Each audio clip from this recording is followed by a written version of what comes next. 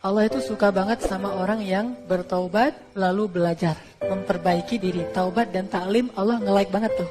Siapapun yang bertaubat, siapapun yang kemudian pengen belajar memperbaiki dirinya, semasa proses itu Allah suka banget sama dia. Setiap hari Allah nge-like dia dan ngasih tahu ke malaikat, ini hambaku nih, ini hambaku, ini hambaku nih. Terus Allah ngebanggain dia. Allah walaupun ngelihat kita banyak berbuat dosa, tetapi Allah masih juga manggil kita hamba. Ya ibadi, wahai hamba-hambaku, kalau kalian datang kepadaku dengan membawa dosa yang memenuhi langit dan bumi, penuh dengan dosa kalian, gak ada lagi planet, gak ada lagi bintang, semuanya dosa kalian isinya.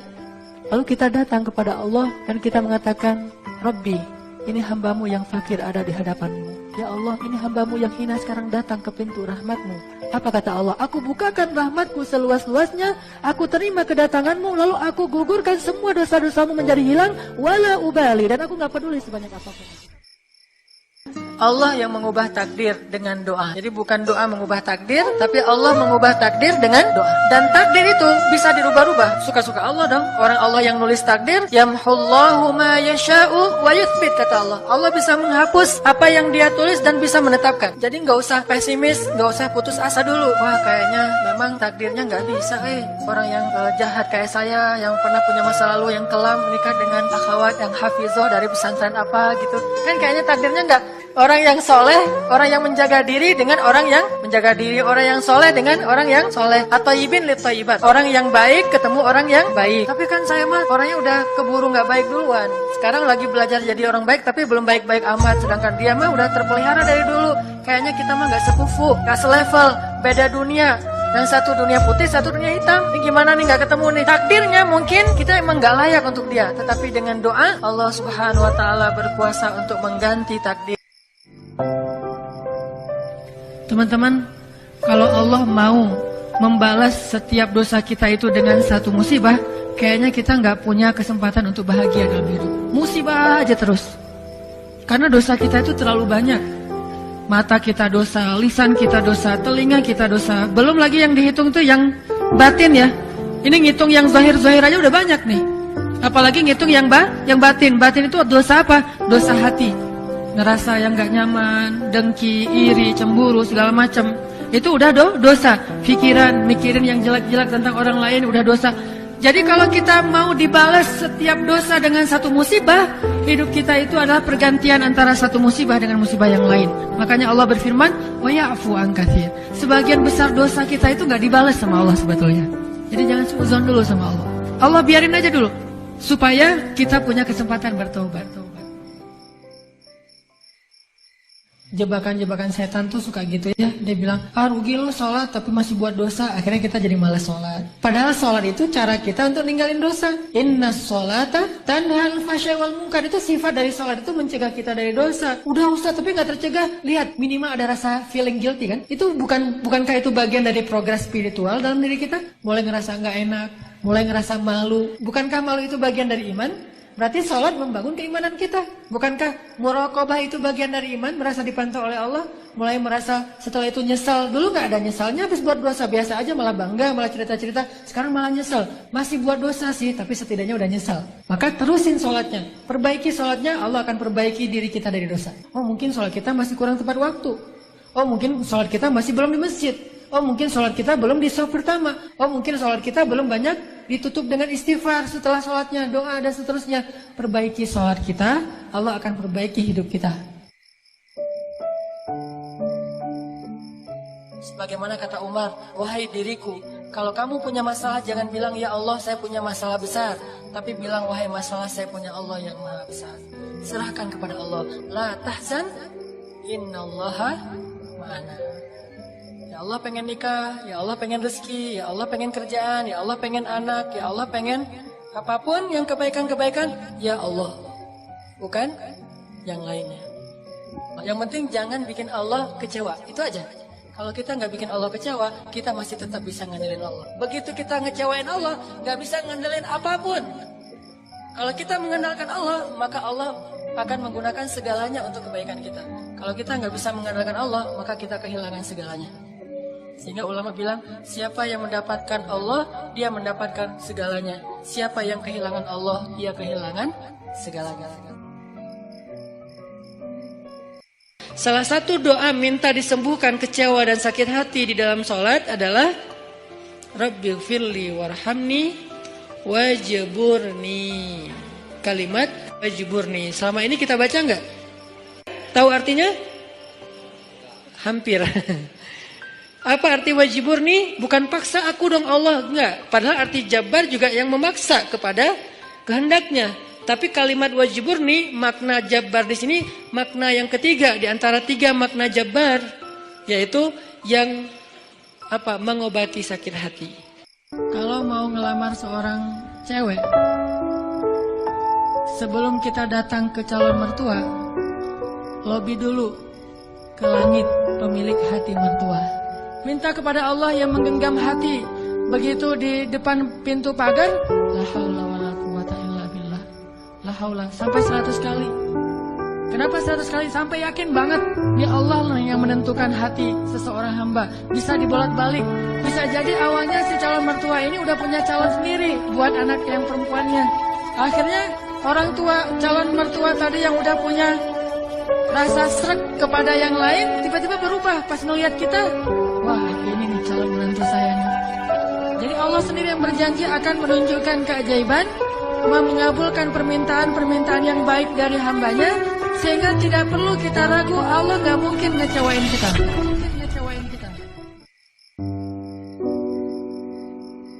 Ternyata ciri yang paling jelas orang yang imannya baik adalah sabarnya. Makin baik imannya, harusnya makin kuat kesabarannya. Jadi orang yang paling beriman itu tidak dilihat dari wawasan agamanya. Itu lebih kepada orang yang berwawasan luas, yang ilmunya banyak. Tapi belum tentu orang yang wawasannya luas adalah orang yang paling baik imannya. Belum tentu. Bukankah iblis itu wawasannya luas? Dia mengerti banyak hal yang bahkan kita nggak ngerti. Iblis ngerti tentang dunia di langit. Iblis mengerti tentang alam yang ada di surga, alam yang ada di akhirat. Iblis tahu, bahkan udah masuk surga. Jadi ilmu iblis lebih banyak daripada kita sekarang. Tapi kenapa iblis malah tidak sebanding antara ilmunya, wawasannya dengan ketakwaan dan kesolehannya? Karena iblis tidak sabar dengan sebuah ujian. Ujian iblis apa? Eksis. Mana jodoh saya kok nggak muncul-muncul? Sabar aja. Pertama saya suruh sabar, nanti setelah itu saya suruh cepet-cepet. Pertama sabar aja lah gitu. Kenapa?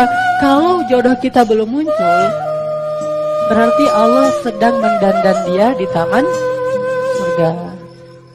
Dan kalau kita sampai mati dalam kesabaran, jodoh kita nggak muncul-muncul juga, berarti kita ingin segera dipertemukan dengan jodoh kita yang abadi, yang lebih cantik, yang paling keren banget, yang luar biasa, yang kalau dia muncul di dunia, maka cahaya matahari itu akan hilang gara-gara cahaya dia. Yang kalau selendangnya jatuh ke bumi, maka antara langit dan bumi itu akan harum semuanya dengan kasturi. Yang kalau, air liurnya jatuh setetes ke lautan, seluruh lautan itu akan menjadi manis. La tahzan. Jangan khawatir kalau kita istiqomah. Orang yang istiqomah itu kan identiknya kadang-kadang dia kayak kesepian ya, sendiri, gak punya teman. Terutama ketika dia hidup di lingkungan yang lain pada seru-seruan, dia sendiri yang gak seru. Akhirnya kayak gak dilibatin. La tahzan kalau kita ngerasa sendiri. Kenapa? Nahnu awliya'ukum fil hayatid dunya wa fil akhirah. Kata Allah, kami akan nemenin kamu. Siapa kami? Allah dan para malaikat. Cuman kita gak ngelihat doang. Tapi sebetulnya kita tuh punya geng. Kalau kita ngerasa gara-gara istiqomah jadi sendiri, la tahzan, jangan khawatir, jangan berkecil hati. La tahzan, jangan sedih. Kami temenin kamu di dunia, dan nanti kami temenin kamu di akhirat. Allah yang janjiin bakalan nemenin kita. Orang yang ngejauhin kita nggak ada pengen ngejauhin orang. Kalau kita yang pengen ngejauhin orang lain, itu beda babnya. Itu kesannya kita kayak eksklusif gitu, nggak boleh. Tapi kalau orang yang ngejauhin kita gara-gara nggak bisa diajak happy-happyan, seru-seruan kayak gitu, la tahzan, jangan sedih. Nahnu awliya'ukum, kami akan. Pengen nggak begitu berdoa langsung Allah menunjukkan keajaiban? Kita pengen aja nggak berani ya, karena kita nggak percaya bisa. Kita mau mengatakan pengen, itu aja kita nggak berani karena menganggap itu nggak realistis. Masa sih bisa? Bisa kalau kita yakin kepada Allah. Kalau kita nggak yakin, kalau kita bilang nggak bisa, kalau kita ragu bahwa Allah bisa menunjukkan ajaib kepada kita dalam hitungan detik, terus kemana kalimat kun? Fayakun. Masalahnya kita nggak yakin untuk bilang pengen begitu doa langsung Allah kabulkan. Itu aja kita ragu. Kenapa? Kita nggak percaya itu bisa terjadi dalam hitungan simsalabin abracadabra. Kita nggak percaya itu bisa terjadi dalam satu kalimat kun. Makanya tidak ada kun dalam hidup kita. Gimana caranya? Belajar yakin kepada Allah.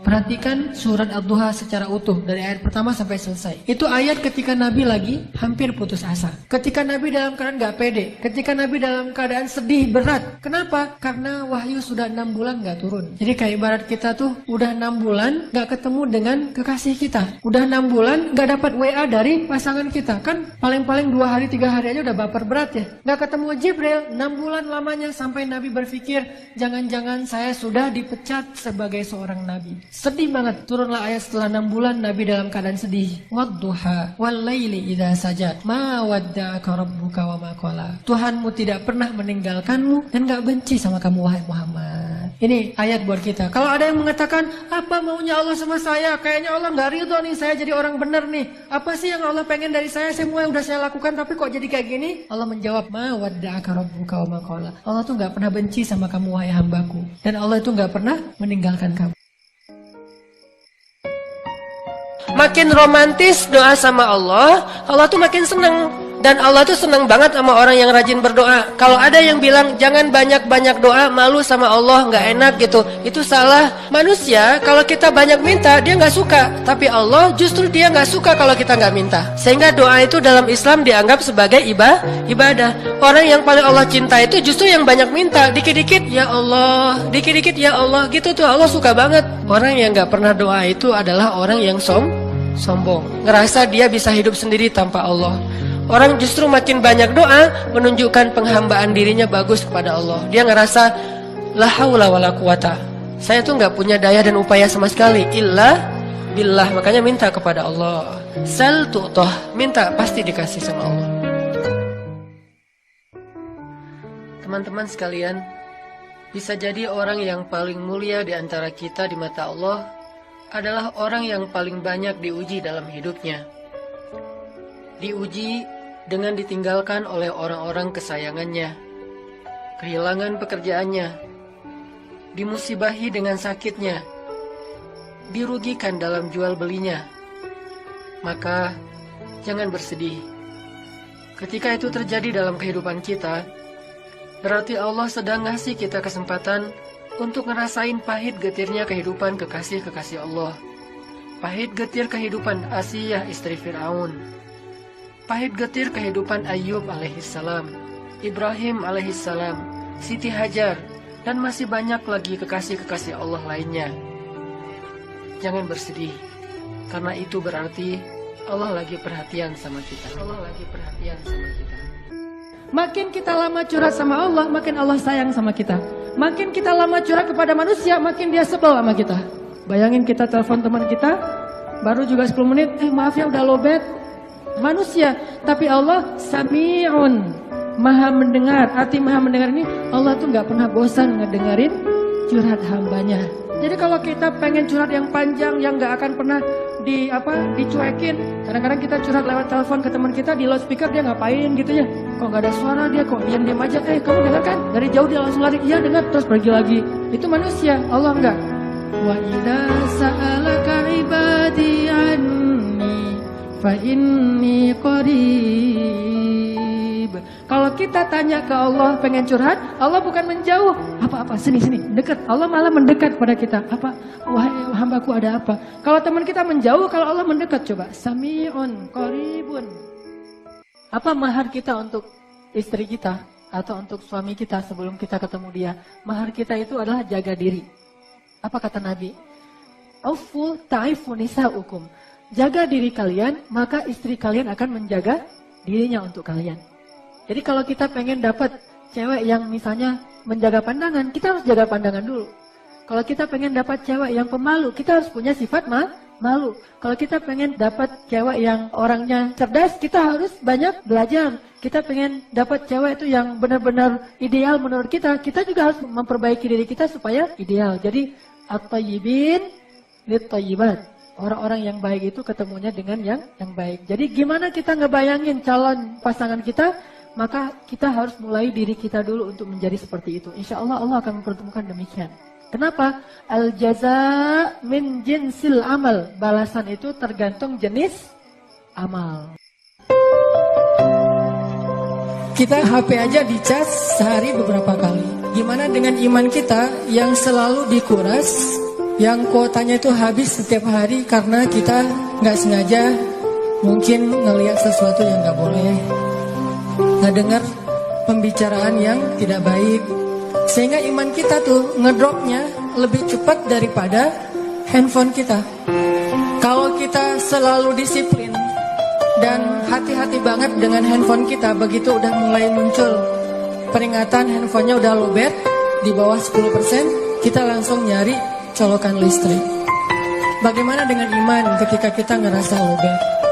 Colokan listrik iman adanya di dalam majelis-majelis ilmu. Sehingga kalau kita sehari ngerasa iman kita lagi drop, kita harus langsung mencari booster iman.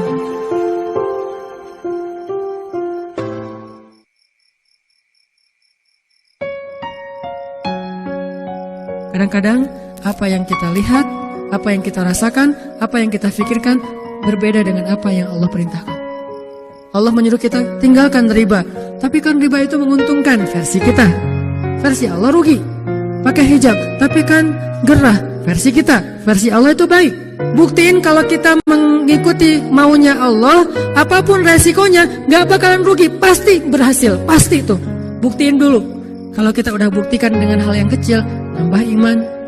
Dikasih lagi yang berikutnya, nambah lagi iman. Makin lama makin kuat iman. Begitu udah mantap, Allah kasihlah sebuah tugas besar dalam hidup, dan kita akan menjalaninya dengan sangat yakin, dan insya Allah sukses. Praktekin di luar, pilihan-pilihan hidup yang kecil-kecil dulu.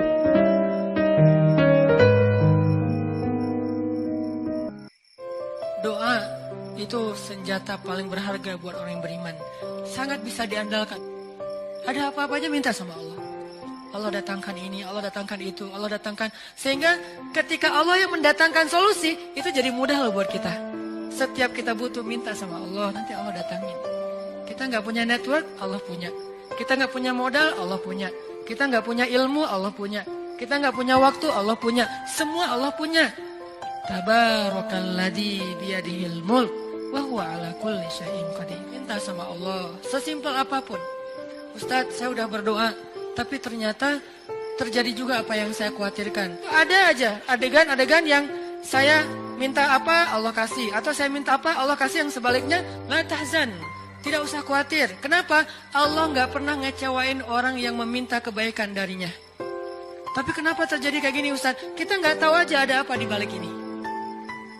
Ini intinya adalah jangan panik, jangan berlebihan dalam menyikapi ketentuan Allah. Karena yakin Allah tidak pernah menginginkan bagi hambanya illa khairan, kecuali kebaikan.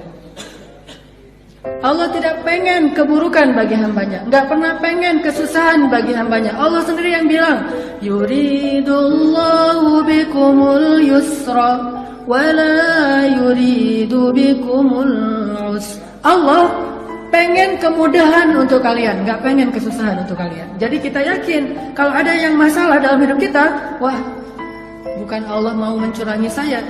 Fa inna ma'al usri yusra. Tenang aja dulu, bilang la'allahu khairan. Mudah-mudahan ada kebaikan. Janji Allah kepada orang yang berdoa. Makanya doa itu benar-benar senjata orang mukmin, melebihi senjata apapun yang dimiliki oleh seseorang. Paling dahsyat itu kalau punya doa. Jadi kalau orang yakin kepada Allah dan keyakinan dia kepada Allah lebih besar daripada keyakinan dia kepada apapun, maka selama dia masih bisa berdoa kepada Allah, dia tenang. Ada masalah dikit, ilahi. Ada masalah dikit, Rabbi. Terus saja. Ada masalah sepele apapun, minta ke Allah. Ada masalah apapun, minta ke Allah. Dan kata Nabi, janganlah kalian menjadi lemah dalam berdoa, karena sesungguhnya tidak akan binasa seseorang selama dia masih berdoa kepada Allah. Jadi kalau kita masih terus mengharap dan meminta kepada Allah, kita nggak akan binasa. Kita nggak akan kalah, kita nggak akan rugi. Dan kata para ulama, segala sesuatu di dunia ini akan pergi dan tidak akan kembali kecuali doa. dia pergi dan dia pasti akan kembali. Pergi di sini maksudnya pergi kepada Allah. Tapi kalau doa pergi ke Allah, dia pasti akan balik lagi kepada yang.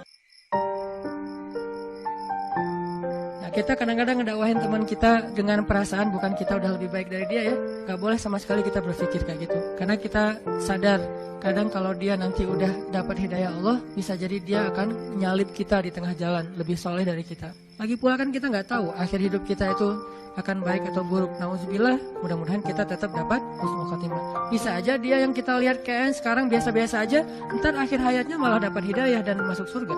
Banyak banget kisah-kisah kayak gitu. Kita ngedakwahin teman kita karena kita sayang sama dia.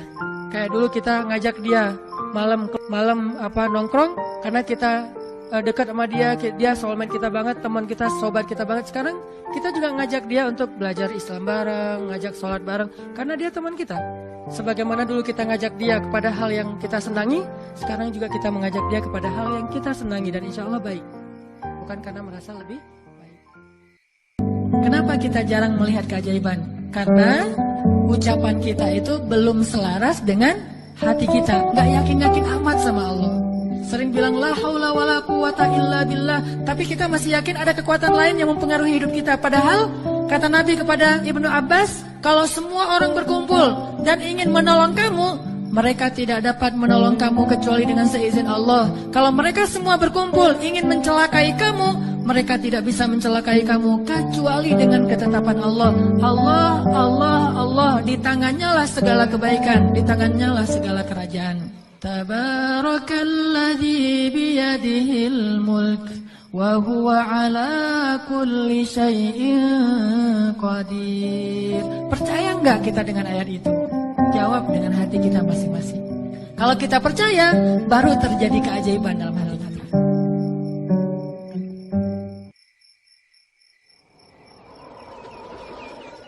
Karena Allah sayang sama kita, nggak dikasih dunia.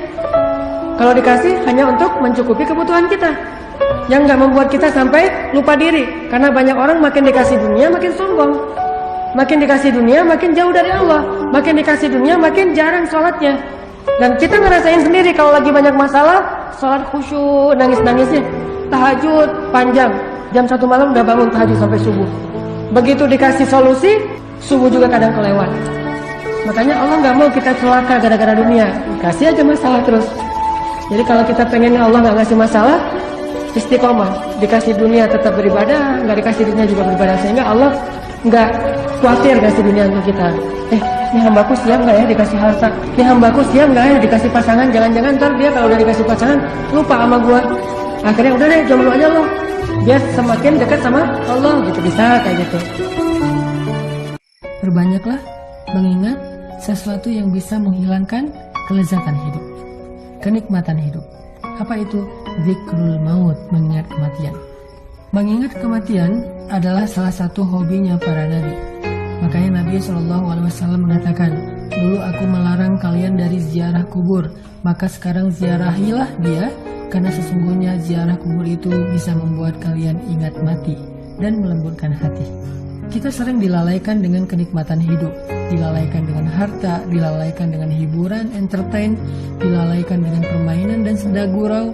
Banyak hal-hal yang sifatnya melalaikan kita dalam kehidupan di dunia, melalaikan kita dari Allah, melalaikan kita dari berbuat baik, melalaikan kita dari taubat.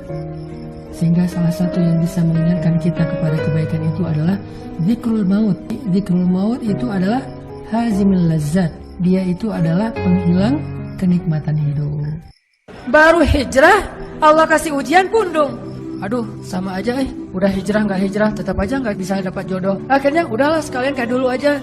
Aduh sama aja, ternyata udah rajin ngaji, masih aja nggak ada yang kecantol misalnya kan ya. Aduh udah pindah kerjaan, tetap aja belum dapat kerjaan yang lebih baik. Kata Allah, wa may yattaqillah yaj'al lahu makhraja. Mana? Wa yarzuqhu min haitsu la yahtasib. Mana tuh?